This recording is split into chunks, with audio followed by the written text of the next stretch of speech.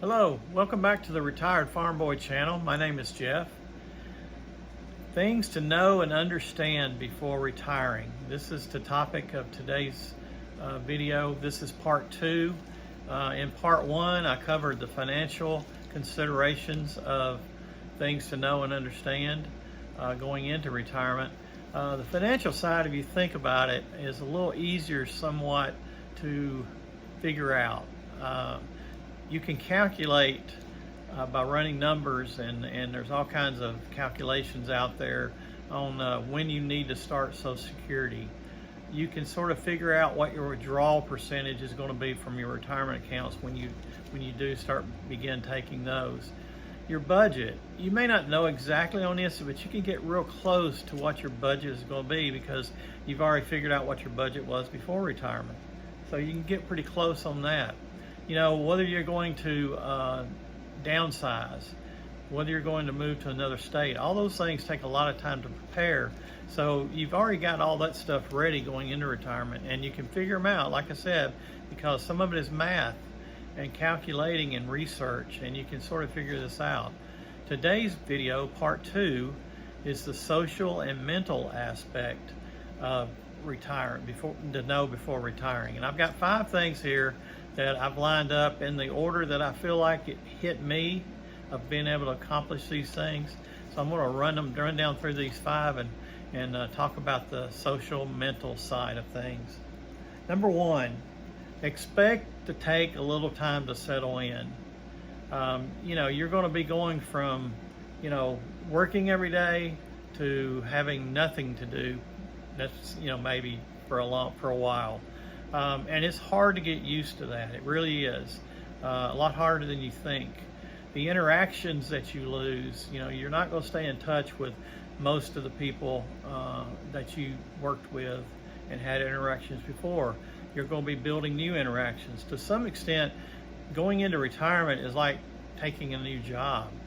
You're having to learn everything over again, and you're having to build you know, a track for you to be successful in your job, which is retirement now. Another thing that probably will bother you more than you might think, is losing your title or your status that you had when you're working.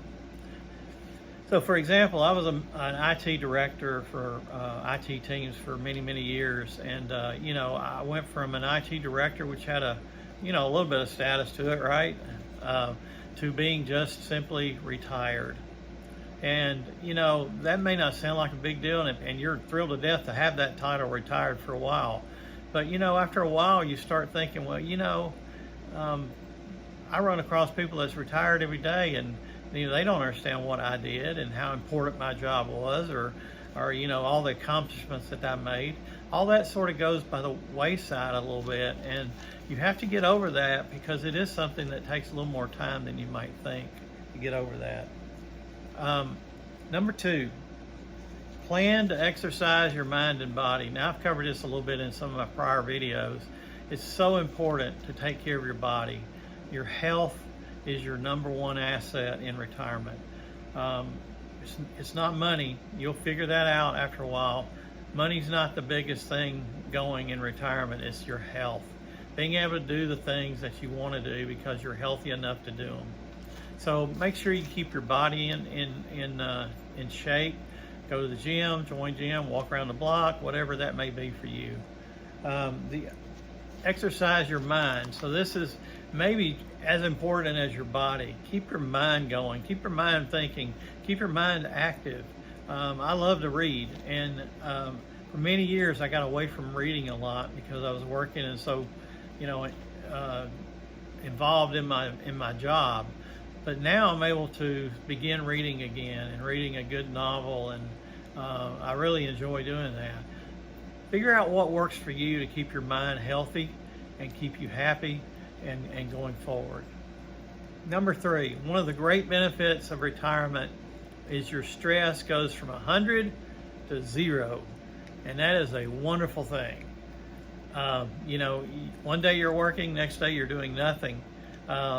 Your stress of work, your stress of driving into work, all that is gone. All that is gone. and now you can start thinking about other things that you want to put your mind into and your body into, and spend your time around. Stress becomes a no issue for the most part. Now, I'm not saying it will always be zero. We all have things happen in our lives that causes stress, but it will not be anything like it was when you're working. So make sure that you take the time to consider things. Now, one thing I've noticed about not having the stress is my mind is not all cluttered up with junk. Junk being my work, I guess. I hate to call my work junk, but it's not. But for me in retirement, I don't need it anymore, so it's junk. You get to thinking about things that you never thought of before. A couple examples for me is, I love to sit outside on a swing that I have and just watch the birds. And we've got hummingbirds. There's one that comes around almost every day and sits on our fence before he goes and goes to the feeder. And we've also got a bird feeder that cardinals and things like that come to. I enjoy watching that now. My mind's not all cluttered thinking about what am I going to do, what am I going to get done tomorrow, that kind of thing. So take advantage of those kind of things.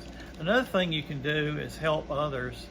My mom's health has deteriorated quite a bit in the last 2, 3, 4 years, and I've been able now, since I've been retired, to work with her and go see her. She's legally blind, so she doesn't get out of the house a lot, but when she does, I can take her to the grocery store. If she doesn't want to go get groceries, I'm the one that goes and gets her groceries for her and takes her to doctor's appointments and those kind of things. So there's a couple things that, when you get that clutter out of your mind, you got time to do some of that kind of deep thinking and helping others at the same time. Number 4, you have plenty of time. I've took several vacations since I retired, some long vacations, and accomplished some bucket list items, but I still have so much time. And it's funny to get used to sitting around and not really knowing what to do and realizing you don't have to do anything. So don't beat yourself up if you get to that point where you don't feel like you're accomplishing much. There's going to be some days where you might not accomplish anything, but you probably have days like that when you're working, where you really don't feel like you accomplish much. So same kind of thing in retirement. But make sure you have time on your watch out list to make sure that you're able to fill up your time, and don't feel like you're obligated to fill up all your time though. And last, slowly develop a rhythm and a routine. I think it's taken me a while to figure that out. When I first retired, I didn't know what to do with myself. I really didn't do a whole lot in my first 6 months of retirement. So I finally put together a rhythm, going to the gym, going to help my mom, going buying groceries for her, some other hobbies, playing golf and all that. It's important to develop a routine. I think everybody needs a routine and a rhythm in their life. So those are the things that I wanted to talk about today about going into retirement, the social and mental side of it. I will also put a link at the end of this to the video that I referenced earlier, part 1 of this series on financial considerations. So until next time, this is Jeff, the Retired Farm Boy, where I always say at the end, retirement is great.